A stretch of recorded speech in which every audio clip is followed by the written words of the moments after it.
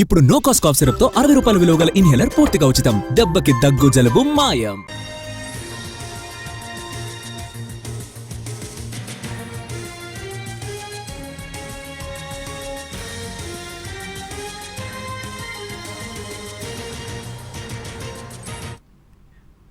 Vijayawada terror లింకుల case నిందితులకు కస్టడీకి అనుమతించింది కోర్టు. మరో 6 నిందితులను కస్టడీలోకి తీసుకున్నారు పోలీసులు. నిందితులను 5 రోజులు కస్టడీకి అనుమతించింది న్యాయస్థానం. ఈ కేసులో షాకింగ్ విషయాలు బయటకొస్తున్నాయి. 42 మంది యువతులను రిక్రూట్ చేసి వెపన్ ట్రైనింగ్ కోసం సన్నాహాలు చేసినట్టుగా విచారణలో తేలింది. హైదరాబాద్ కు చెందిన సైదా బేగం మహిళలను ఉగ్రవాదం దిశగా ఆకర్షించేలాగా ప్రయత్నించిందని ఇంట్రాగేషన్ లో బయటపడింది. కవాటీన్ అనే పేరుతో ప్రత్యేక వాట్సాప్ గ్రూప్ క్రియేట్ చేసిన సైదా బేగం యువతను ఆకర్షించే విధంగా ఆ గ్రూప్ లో వీడియోలు షేర్ చేసిందని విచారణలో వెల్లడైంది.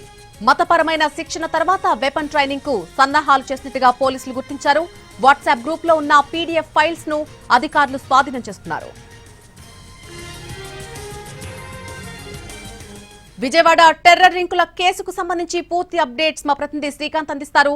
శ్రీకాంత్, విజయవాడలో బయటపడిన టెర్రర్ లింకులకు సంబంధించిన కేసులో మరోసారి నిందితుల్ని కస్టడీకి తీసుకుంటూ కూడా ఇవాళ న్యాయస్థానం కూడా ఆదేశాలు ఇచ్చిన నేపథ్యంలో మొత్తం 12 మందిని అరెస్ట్ చేశారు. అందులో 5గురిని ఇప్పటికే ఒకసారి 5 రోజుల పాటు కస్టడీకి తీసుకొని విచారించారు. ఇందులో ఒక మైనర్ బాలుడు ఉండడంతో అతను కాకుండా మరొక 6గురిని కస్టడీకి ఇవ్వాలని పోలీసులు పిటిషన్ దాఖలు చేయడంతో న్యాయస్థానం అనుమతి ఇచ్చింది. దీంతో ఇవాళ నుంచి 5 రోజుల పాటు 6 నిందితుల్ని కూడా పోలీసులు అయితే విచారించబోతా ఉన్నారు. ఇప్పటికే జరిగిన విచారణకు సంబంధించి కూడా అరెస్ట్ అయినటువంటి హైదరాబాద్ కి చెందిన నిందితురాలు సైదా బేగం కొన్ని కీలక విషయాలను కౌంటర్ ఇంటెలిజెన్స్ పోలీసులకి వెల్లడించడం కూడా జరిగింది. 6 విదేశీ హ్యాండిలర్లు ప్రధానంగా ఈ సోషల్ మీడియాకి సంబంధించి గ్రూప్ ని ఏర్పాటు చేశారు. దానికి ఇన్ఛార్జ్ గా సైదా బేగం ను కూడా ఉంచినట్టుగా కూడా గుర్తించడం కూడా జరిగింది. ఈ విదేశీ హ్యాండిలర్లు ప్రధానంగా కవాతీన్ అనే పేరుతో ఒక ప్రత్యేక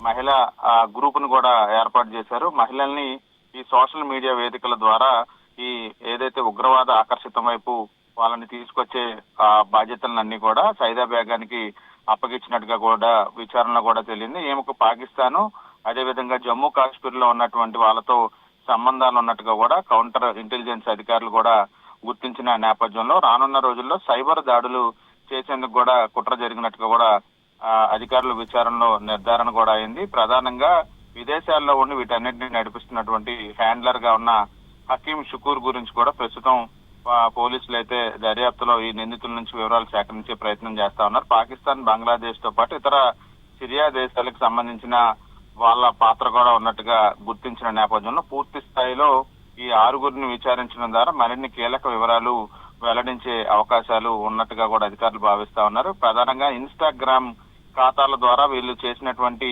వీడియోలు కానీ సంప్రదింపులు వీటన్నిటిని కూడా తెలుసుకోవడానికి పోలీస్ కస్టడీ ఉపయోగపడుతుందని చెప్పి అయితే అధికారులు భావిస్తా ఉన్నారు. Right Srikanth, thank you.